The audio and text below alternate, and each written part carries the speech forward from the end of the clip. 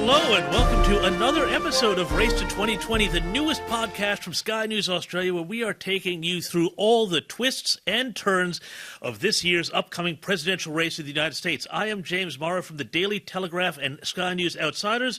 Joining me here today to talk through the past week in the race and what we've got to come is Jumpin' Jack Houghton, Sky News Australia digital editor. Now, before we get to this week's episode, great news for everybody out there listening, and we've got a lot more coming on board. We have already cracked nearly 90,000 listens and views on this podcast in only 3 episodes. That's amazing stuff. Thank you, everybody, for your support. Keep listening. If this is your first time, please subscribe to this podcast via skynewsaustralia.com.au or via Android or iPad or whatever your preferred. We're everywhere. We're everywhere. We are everywhere. So, now, Jack, big news. I think a lot of the big news this week is in the media. And I got to say, we are like more than a year out from the election, and already they are having a Fukushima-style meltdown over, well, pretty much everything. And the fact that Trump is, not doing all that badly, that he hasn't crashed the economy, that he hasn't gotten us into a shooting war with anybody. So what are they doing? They've gone kind of nuts, haven't they? Yeah, well, there's one individual in particular that comes from the notorious network CNN, and it's Brian Steltler. And he runs this program, Reliable Source, which is the most hilariously apt name because it's probably the most unreliable program to get your information. But he recently aired some claims that Donald Trump would be responsible for the murder of millions of people on a scale akin to Maoist China and even Adolf Hitler. And I think we've got the clip. You've got to see it to believe it. Calling Trump crazy hides the fact that we're crazy for having elected him, and even crazier for allowing his crazy policies to persist. Trump is as destructive a person in this century as Hitler, Stalin, and Mao were in the last century. He may be responsible for many more million deaths than they were. He needs to be contained, but he needs to be contained by attacking his policies, not his person. So that was Alan James Francis, who is the chairman emeritus of Duke University Department of Psychiatry. So Duke University is actually a serious institution. I mean, it's a really major, big-time university. This is not Hollywood Upstairs Medical College here, and they've got this guy on saying that the thing. Actually, I was sitting here watching that clip, and I'm thinking, I wonder how many, CNN viewers were sitting out there just getting on their phones and firing off nasty emails and tweets at CNN, because how dare they compare the great Mao and the great Stalin to somebody awful like Trump? I mean, that's what I'm sure where some of these CNN viewers were coming at this. But it's pretty interesting, though, that we've seen for so long this whole effort to basically, diagnose from afar Trump with mental illness. It's really bad psychiatry, but B, it also kind of sounds a bit like the old Soviet Union, where if you didn't have the right opinions, they'd stick you in a psychiatric institution. Yeah. Well, it's not just, but in the old Soviet Union, psychiatric diagnoses and psychiatric institutions were a great way to put away dissidents and deal with that. So he is a psychiatrist as well. I believe he is retired now. Emeritus. The problem here, this is where everyone was jumping on this ridiculous clip. One, it's the perceived hypothetical deaths that Trump may one day cause versus the real legitimate historical travesties, and trying to compare them without any kind of evidence because he's a psychiatrist. Oh, yeah. Well, I mean, if you were related to people who survived the Holocaust, if you survived the Holocaust, if you survived, Stalin's gulags or the Soviet Union's repression or China's Cultural Revolution and the Great Leap Forward and all of that, all of those horrors of the 20th century, and then you've got this guy Trump who's, pretty much, you got to say, has been trying to do everything he can to. He's far less of a military adventurer than Obama ever was, or Hillary Clinton as Secretary of State ever was. And boy, the fact that we can talk about with a straight face the idea that somebody like Hillary Clinton, who destabilized the entire Middle East during her tenure as Secretary of State, would somehow be thought of as somebody peaceful and a peacemaker is pretty hilarious. Yeah, so the real issue with this, and the reason why the clip went absolutely viral, is because Brian Stelter, how do I pronounce his name? I think it pretty Stelter. Stelter. Who cares? That, yeah. He looks like a human thumb. He does a bit. And he gets really aggro and worked up. Yeah. The problem is he didn't interject. So he's running this for him. Look, you're going to get time to time a guest coming on saying something you can't necessarily control. Absolutely. We but both work in the media. Somebody that runs a program called Reliable Source, and instead he would just sit there feverishly nodding along. Yep. Oh, yeah. If more than Stalin, sir, or less than Stalin, So Brian has since had to issue an apology, and his apology is hilariously worded because what he actually says is he goes, well, I should have interrupted him to correct the claims about the murdering millions of people, but I didn't hear because of technical difficulties. Do you buy difficulties? That? No, I don't buy that at all. I mean, CNN is a very respectable network, and we've spent a fair bit of time working around television, so we know how these things work. And the idea that he's not hearing his guest and would technical issues say, oh, sorry, we're having some. If you, I can tell you this: if you are hosting live TV and you are interviewing somebody and you can't hear what they're saying, you're immediately going to say, "Oh, we've got some technical issues with our guest Jack here." There's a technical issue. And you say, and you stop them talking. I think there's a technical issue going on up here. There's a few technical wires issues. Yeah, certainly with our friend the Professor Emeritus. But it's not just. At least they brought in the history of Maoist China, though. Because sometimes that part the left glosses over the fact that these kind of radical communist ideals. The left glosses over everything. I mean, the left glosses over Mao. The left glosses over Stalin. Because they were trying. Now they're just grabbing evil people from history, and it's like, Trump is kind of like Attila the Hun, he's kind of like Mao. It's becoming so absurd. What I want to know is, how does CNN think this is going to play out? Because this is clearly just propaganda designed to feed their base, and their base is so adamantly against. But their base is also shrinking. I mean, if you look at the most recent ratings, CNN is a classic example of the go woke, go broke phenomenon. The ratings are in the toilet. Like Gillette. Like Gillette, and like every other company that's gone down that road.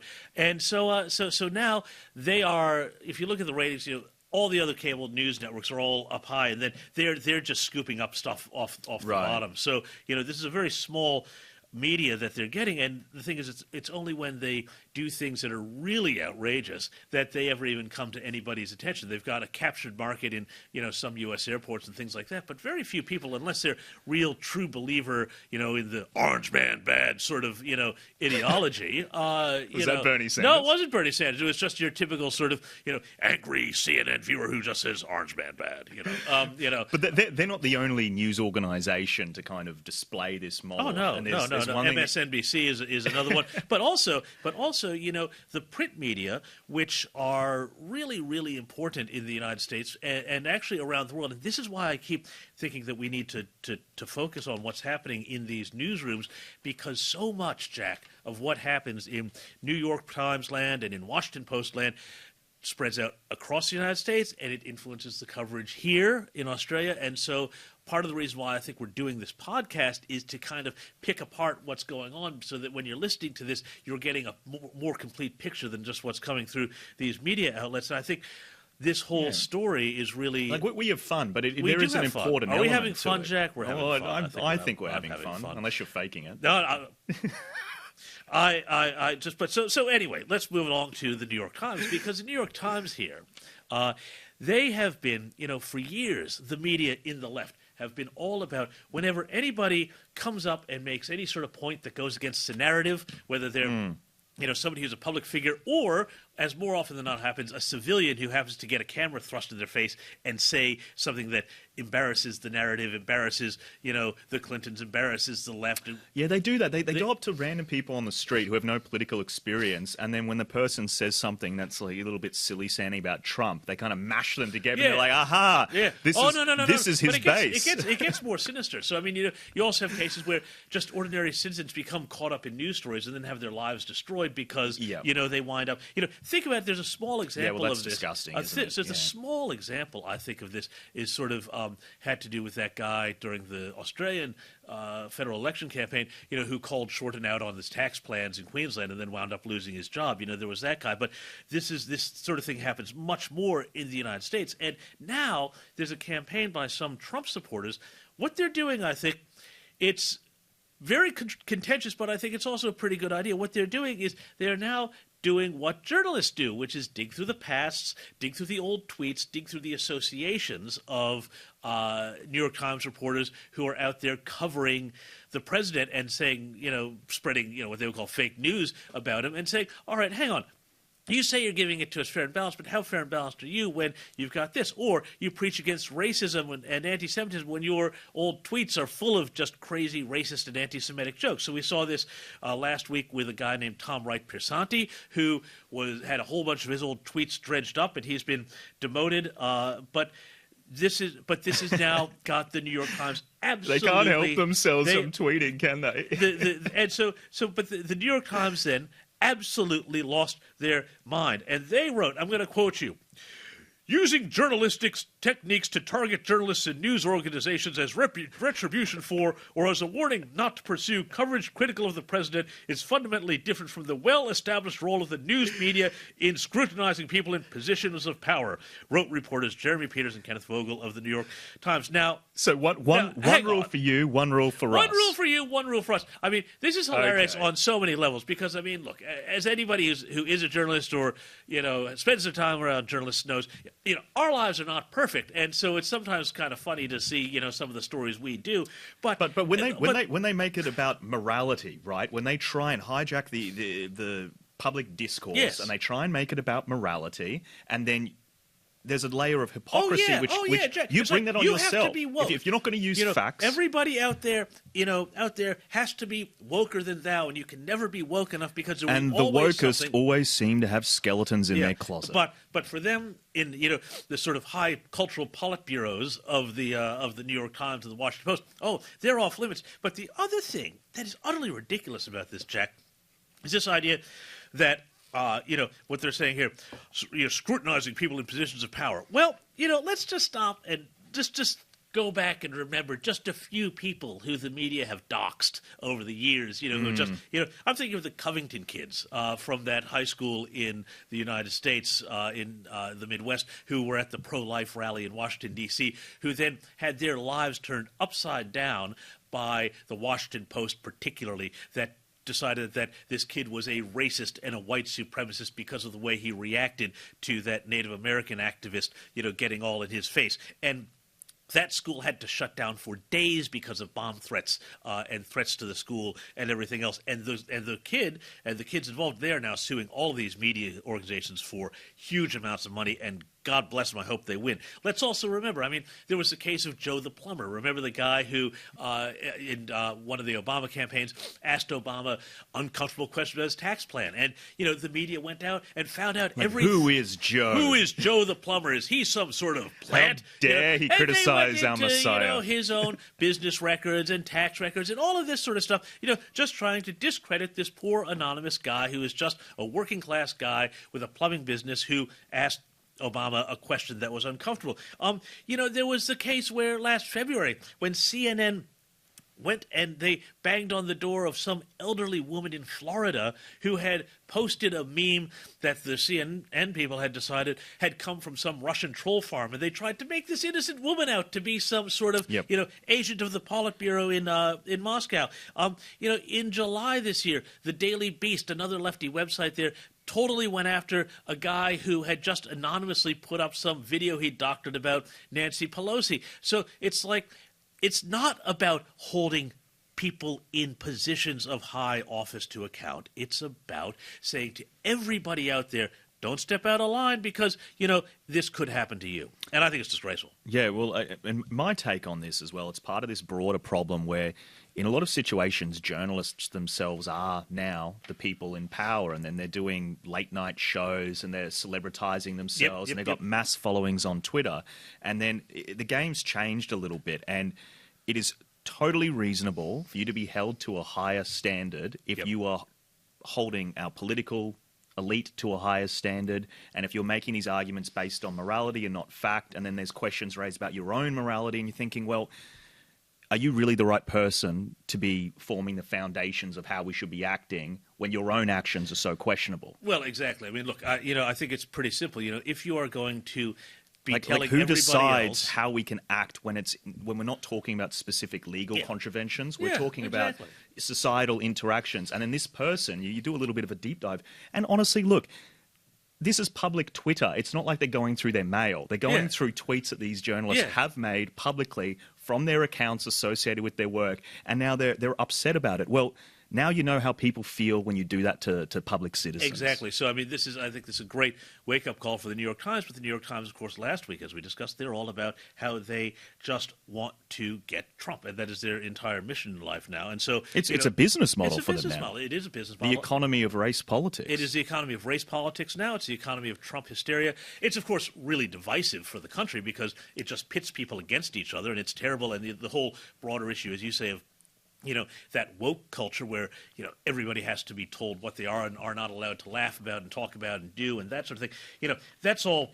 But it's good to see the people writing the rules, the very last people you want writing the rules. Well, exactly. That's exactly right. But, just the last thing I'll say on this, the great thing about this is that for years and years and years, the left have been fighting using Alinskyite tactics, using the old Chicago community organizer, Saul Alinsky's tactics. And one of them, and Obama was greatly influenced by this guy, but one of them was, always hold your target to the same account that they hold everybody else to. And so they're just simply doing this to these organizations, which is great. If you're going to go around, enforcing these standards of absolute impossible standards. High standards. It's like you made a joke 3 years ago. Don't have a Twitter feed full of racist, anti-Semitic crap. It's easy. That's all. But this is what this Brian guy from CNN does in his show Reliable Source. Like he made all these allegations that the Baltimore tweets from Trump were racist.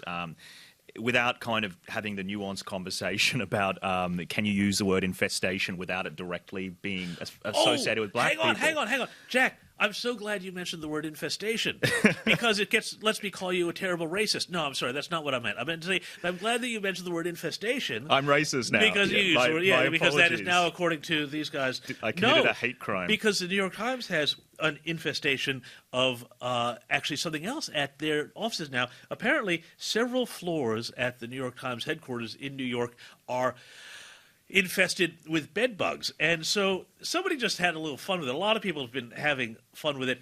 A professor from George Washington University put up a little tweet the other day, and he said about the story, "The bed bugs are a metaphor. The bed bugs are Bret Stephens," referring to one of the New York Times' opinion columnists. Now, this prompted the most ridiculous reaction. Bret Stephens, the opinion columnist, got so offended by this light little tweet that he wrote a letter to the professor, Dr. Karpf, and also CC'd in the provost of his university, so like the vice chancellor. He's trying to get him in trouble. And he wrote, "Dear Dr. Karpf, someone just pointed out a tweet you wrote about me, calling me a bedbug. I'm often amazed about the things supposedly decent people are prepared to say about other people they've never met, on Twitter. I think you've set a new standard. I would welcome the opportunity for you to come to my home. That's creepy. Meet my wife and kids, talk to us for a few minutes, and then call me a bedbug to my face. That would take some genuine courage and intellectual integrity on your part. I promise to be courteous no matter what you have to say. Maybe it will make you feel better about yourself. Please consider this a standing invitation. You are more than welcome to bring your significant other. that last Cordially, line. Bret Stephens. So significant. What is he planning? He wants him to bring his wife as well to his home. Hey, with honey, his own. Hey, honey, I got a great idea. Let's go over to Bret Stephens' house. And please bring your wife. And let's have a chat about bedbug infestation. So I mean, it's really funny because you go after these guys, and the first thing they do is go after your job. I mean, that's what he's done there by CCing the guy's provost. Yeah, he's deleted his Twitter because the world's now realized he's a complete weirdo. So this guy... That's a weird email. It's a very Can we weird focus on the email for a little bit? Absolutely, please. Not only is he saying, come meet me and my wife at my house, this is a standing invitation, but bring your wife as well. Like, what is he getting into? It's just, what's he saying? Come, knock on the... Don't just drive by my house and yell, come to my house out the window, but, come knock on the door. It's you may as well... it's just one of the... New York Times. It is one of the strangest things. Do you think in the job interviews for the New York Times, they just try and determine like how creepy you are, and the creepier you are, the more op-ed column space you get? One starts to wonder if they, instead of like the normal sort of HR personality tests that organizations often give, they give like a personality disorder test just to see if you're disordered enough to really make sense of that sort of work. But it was also a very like childish kind of say that to my face. Like that's essentially that's what it was. It's like if you spent any time on Twitter and you think that being called a bedbug, unfortunately, is the worst, I have. Yeah, me too. And follow both Jack and I. But the idea that that bedbug is the worst thing you could be called. I mean, I'd like to invite Bret Stephens here. How hang on, I think we should, have to be. You're right. Yeah. Let's put a standing invitation to Bret Stephens. Bret Stephens, you and your significant other, come to Australia sometime. Come to Race to 2020. Come to Race to 2020. Bring your wife. Bring your significant other. Standing offer. And we'll go through some of Australia's Twitter. We can maybe show some blasts of the past from Clementine Ford, things like this. We can really show how we can get him on Skype. Actually, mix it down under. I think this is a good idea. Let's see if we get Bret Stephens. We'll email his boss. Let's email his boss. Let's email the editor of the New York Times. So ridiculous. So anyway, so let's shift gears here. So Trump seems to be in the driver's seat. He just seems to have had a pretty successful meeting with G7. Democrats are still in disarray. We are going to talk about the polls. The Russia stuff was a little hairy at G7. Apparently, he was trying to get Russia back in there. I think that's a good idea, though. Do you? Why? I do. Because but through the lens of everyone's making these unfounded Russia allegations, and he's just gotten rid of them, and then to be seen to be fighting on the side of Russia, I think it's a misstep. I don't think so. I think that absolutely, what you want with Russia is to try and bring them into the community of respectable nations. I get the argument. Because I'm more talking politically in terms of perceptions. But politics and news cycles come and go. The long-term problem of Russia is one that's not going to be solved in a news cycle. And what you want, I think, with Russia is to engage with them in a way. You've changed my mind. Because if Russia became a truly nightmarish country, it's an entirely different kettle of fish than China, which we have to manage in another way. And so, but Russia fundamentally always wants to be taken seriously as a great nation. So give them that seat at the G8. Do not just simply expect that means that they will be a liberal state. He could have done it after 2020. He could have done it after 2020. It looks like the Kremlin have him by a noose. Well, but we know that they don't because the Mueller report said that he doesn't. I know, but mate, the lefties, look what they've done with so little evidence. Are the lefties going to vote for Trump? Did the lefties vote for Trump last time? That's a good point. They're not going to vote for him this time. I guess the key is would this change the perception of Trump to any moderate which is on the fence? Because this is what the election is going to come down to. Well, look, I think one thing we haven't seen in any of the debates is much real discussion about foreign policy. It has all been about just how socialist the Democrats can go. But at some point, we're going to have a really serious discussion about geostrategy, geopolitics, the nature of the Russia challenge, the nature of the China challenge. How do we keep all of these things balanced? I think China is a far bigger issue than Russia. China is a far bigger issue. We've got an Aussie that's just being detained over there, just for writing stuff critical of China. Absolutely, and that is an absolute disgrace. China is our immediate challenge. Russia remains a long-term challenge. Yeah. Well said. Move on. So anyway, but what you wanted to tell us about, there's somebody challenging Trump. Yeah, well, this is hilarious. So obviously some of our listeners and viewers will be familiar with Joe Walsh, who is the former Tea Party congressman, conservative talk show host. Yep. He has now declared he's going to take on Donald Trump. As a Republican? As well, I believe he wants to be a primary opponent. That's what it says here. That's what our research has told. Hope that's accurate. But the fascinating thing about this is he backed him all the way when Trump originally won, and he's actually said some hairy things, he's now making all these groveling apologies for. And his why has he flipped? This is his pitch. This is his pitch for presidency. I've apologized and Donald Trump hasn't apologized, and I think apologizing really shows that I should be if that's the barometer of, if that's the standard of what qualifies you to be a president, I'm capable of apologizing, then anyone can be president. It's not a pitch. Well, it's just bizarre because it's also who is going to vote for this guy? I know there's also been some talk. So he's been sacked as well, by the way. Yeah. This is the hilarious thing. His bosses, the talk show, he's been sacked. I think September 26th from memory will be his last show. Yeah. And that's because he's come out there. He's a conservative talk show host. A lot of his listeners would be pro-Trump, and now he's making a challenge to Trump on that very talk show, and he got sacked, which I think is hilarious. But the whole attitude here, he sounds like some really annoying sort of reformed ex-smoker type who's just that's all he can talk about. So and I guess the other aspect with this as well is, do you really think that the best strategy to beat the Democrats is to move really far to the left and apologize and then say, it's giving people that go out on Twitter and they do this call-out culture, it's giving them exactly what they want. They want you to never apologize if you haven't done something worthy of apologizing, right? Exactly. And he's out there apologizing left and right, he's using the action of apologizing as evidence that he's presidential. It's insane really to me. Interesting, though. That is really interesting. Is that he is trying to use basically the metaphysics of woke culture and woke religion to his advantage. It's not going to work, but I think what he is tapping into there is an interesting thing. Because no one can do that better than Elizabeth Warren. I haven't heard anybody express it like that. That's really good. But speaking of Elizabeth Warren, I think it's time now. I think everybody's been waiting long enough. I think we need to see how are the polls going here. And we had a big Monmouth poll, big respected poll organization, just come out yesterday. Now, this is really interesting here.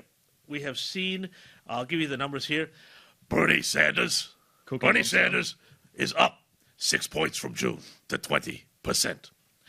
Elizabeth Warren, up 5. I'm not going to do Elizabeth Warren, but she's up to 20%.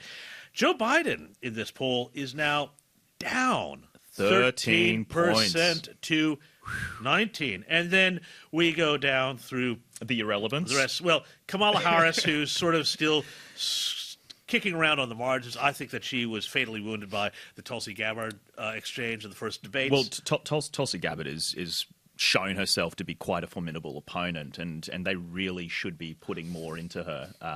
She's quite impressive. If the Democrats ran Tulsi Gabbard, they would scoop half of Trump's voters tomorrow.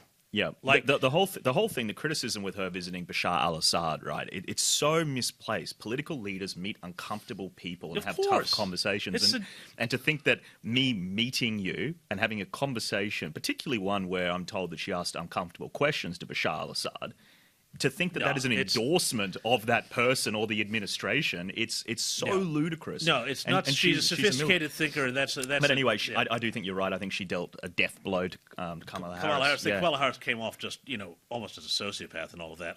Cory Booker, Spartacus, he's out of there. He's 4%. Pete Buttigieg, 4%. He's absolutely beloved of the media. Well, our producer Tanya absolutely loves Pete Buttigieg. She's a big Buttigieg fan. Is she a big Buttigieg fan? She's a big Buttigieg fan, and I kind of had this conversation. I'm like, but he's so irrelevant in the polls. You might think he's a nice guy. I disagree personally. Look, I'm sure he's a lovely guy. He's only 37 years old, so he's only 2 years older than the cutoff to even be allowed to run for presidency. So I think he might have a right. He's setting the foundation. So that's what I was. Yeah, I think that he's setting the foundations. But people love him. Andrew Yang, interesting character. He wants to give everybody money.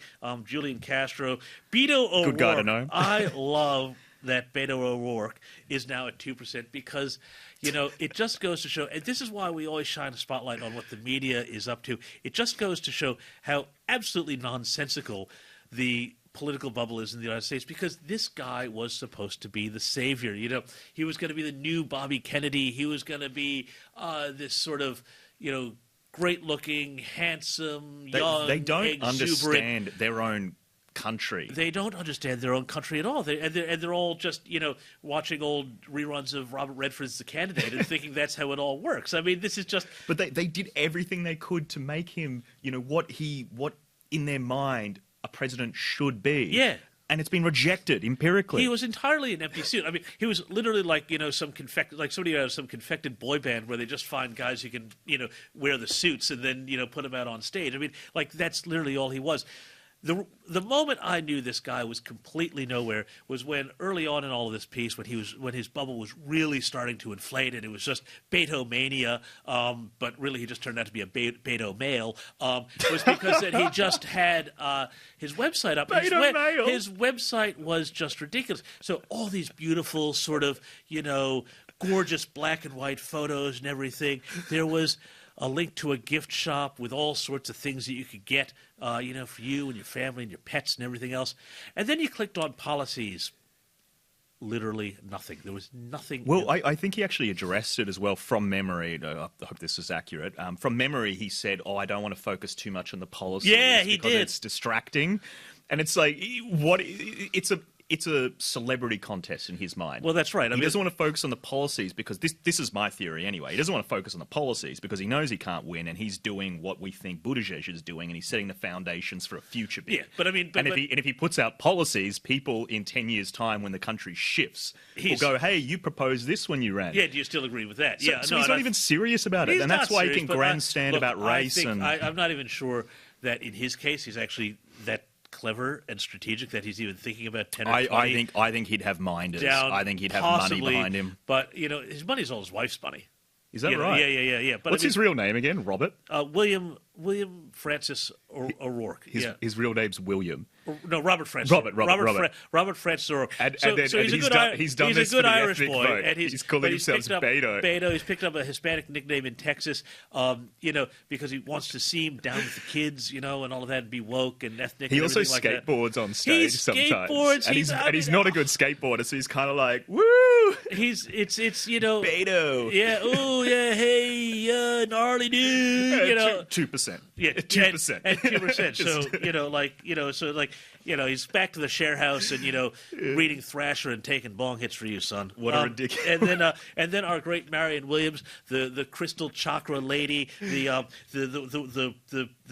lady who would be she is the Zali Steggall. I know she all is of the Zali Steggall. Our listeners she is the Zali know who Steggall Zali Steggall is, but she's one of a woke Australian politician. Look, if you just imagine, every sort of Volvo driving woman you've ever gotten into a fight with over a car space in a parking lot at a macro foods market, wants 100% renewable energy across Australia, despite the infeasibility of such a ludicrous. Yeah. So that's where the polls are, but the other fascinating thing here we've got is the continued deflation of Joe Biden. And basically now people are starting to actually get really kind of seriously concerned about Joe Biden's sort of state and whether he's up to it in terms of just the cognitive demands of running for president, or even much less. I'm going to call it now. I think this poll is indicative of a larger drop that we're going to see. Yeah. Periodically. Well, as I've been the saying, front runners who have that larger name throughout history, they generally start off really strong, and then as it takes its toll and they're getting a little bit embattled in all the debates, they slowly drop down. I don't see him actually. I don't think he's got the energy to come back. I think Biden's out. I think he's out too. Who are we going to see then? Well, I think Elizabeth Warren is going to be. Look, for my money right now, I still say. What about Hillary? I still say that this is a possibility. But I will say is that of all the presently announced candidates, Jack, the presently announced candidates, I would say that Elizabeth Warren is looking absolutely strongest. Her ground game has been apparently fantastic, and people are really talking about that. Her campaign team and effort and mechanics and machinery. Are you a fan of Elizabeth Warren? Not at all. I think you might be a little bit. No. Would you vote for Elizabeth Warren? Good Lord, no. If you had to vote for a Democratic candidate, who would you pick? I would vote for Tulsi Gabbard. Okay, fair enough. You got out of that one. Tulsi, Team Tulsi. Team Tulsi, that's where I am. But I think that's a bit racist to Native Americans personally. Well, anyway, but Elizabeth Warren, she is running a very good and competent game, and I just get the sense that to do all the sort of the Dennis Denuto type of analysis about the vibe of the thing, but because so much politics is vibe, I think that's important. She does seem like a relatable every woman. She has, and she doesn't see, and she's not. I think she has a likability factor that Hillary Clinton could never have had. Because Hillary, I think, just morally is such a problematic person for so many people. So, do you think she could be a threat to Donald Trump? Because we know he's not invincible. As I know, the mainstream media are kind of drumming him up in America. At this stage, I don't think in a Warren-Trump contest she would win. Right. But she's everybody in. So the thing is about this is that she's everybody's favorite second favorite candidate.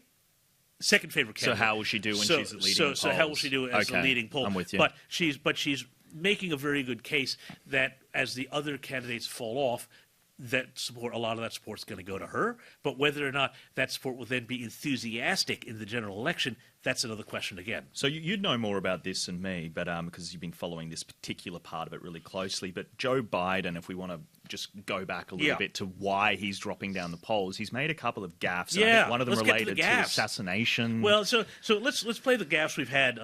Just a couple of gaffes we've had this week. Do we have those gaffes here? I'm back. I've been here a number of times. Last time was, I think, all the way back in 2014. But I've been here before that. I love this place. Look, what's not to like about Vermont in terms of the beauty of it? And what a neat town. I mean, this is sort of a scenic, beautiful town. The mayor's been a good guy, and everybody's been really friendly. I like Keene a lot.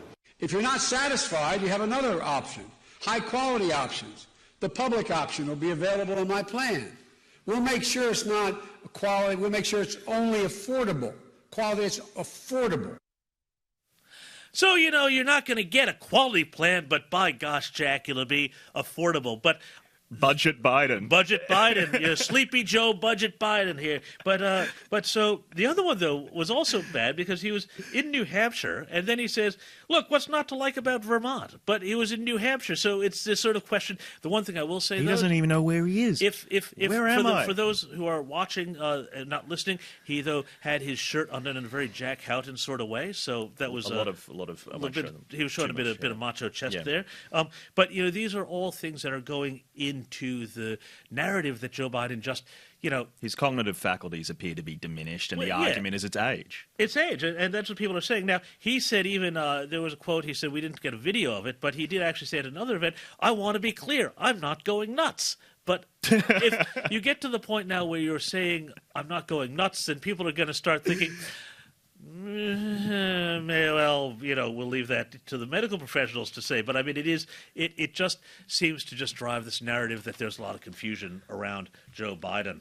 So let's move on to Rashida Tlaib. Yeah, she's one of your favorite from the squad, isn't she? Let's end with a bit of Squad Watch here. I think we need to make Squad Watch a weekly segment here because she's just she's pretty she's a lot of fun. So look, she's made some allegations that Donald Trump is attacking people of color because he is afraid of people of color, because only people of color have the courage to stand up against him and his, quote, white supremacy. So, look, she's openly labeling him a white supremacist. Let's read this out. He's afraid of women of color because we're not afraid of him. We're not afraid to speak up and say that we have a white supremacist in the White House who has a hate agenda. Is Rashida Tlaib going for an op-ed gig at the New York Times? Going to be a regular columnist? Because this would be a great fallback gig, because this is all she's just doing is sort of pumping up this narrative. But I think, we got to say that while that's sort of goofy and just her being her dopey, lefty, woke self, there's a sinister side to all of this because there was also a terror attack in Israel this week where a 19-year-old girl was killed. Right. And Rashida then in another tweet said, and this is, you got to analyze this here. She said about the attack, she said, this is absolutely tragic and horrible. My heart goes out to Rena's family. Okay, fine, so far. But then let's get who's at fault here. More than ever, we need to support nonviolent approaches to ending the Israeli occupation and guaranteeing equal rights for all. Extremism that puts innocent lives at risk moves us no closer to peace. So essentially, blaming her for being Israeli. It's completely her fault because she's Israeli. And it's Israel's fault that this girl got murdered. Yeah. So whenever somebody uses the term Israeli occupation, they're being overtly, knowingly simplistic about this really complicated problem, and they're inferring by the use of that word that Israel has no right to exist as a country. Yeah, exactly. And that is anti-Semitic. So anybody who defends and it's ridiculous. Tlaib, and it's like if you can't just condemn the terrorists who murdered this girl, and instead of turning it into Israel's fault, I think we know where your real problem is. You don't have a problem with the terrorists, clearly, or you think, look, it's a shame that they did that, but it was the Israeli occupation that forced them to kill this girl. I mean, it's insane. Well, I think we're a little bit short of time today, so I think let's leave everybody with our wokest moment of the week. Okay, what have you got? Well, we've got a brilliant clip from a Reliable Source, which is our favorite CNN show that we mentioned earlier, but just have a listen to this. Because it's really a series of questions that no one is able to answer. Why does he make it all about himself, even after, for example, visiting a hospital after a massacre? Why does he lie so often? Is there a method to the madness, or is something wrong? Is he suffering from some sort of illness? It's questions, questions, and then just more questions. No satisfying answer. The photos they've got of Trump, yeah. He accused him of being mentally ill. I mean, that guy is not a psychiatrist. I know he gets psychiatrists on his program that make allegations that Trump will in the future, because he's got foresight, murder millions of people. This Brian guy he's an absolutely terrible, abhorrent journalist. They should sack him. That's disgraceful. No, because it's a business model, and that's what they're going to do, and they're going to go down with the ship, all of them. But that's all we have anyway for this week episode of Race to 2020. I'm James Morrow, as always, with Jack Houghton. We'll see you next Wednesday. Again, if you haven't subscribed yet, you can subscribe to this podcast on any of your favorite podcast platforms, also through skynews.com.au. We'll be back next Wednesday. Thanks for joining us, and we'll see you then.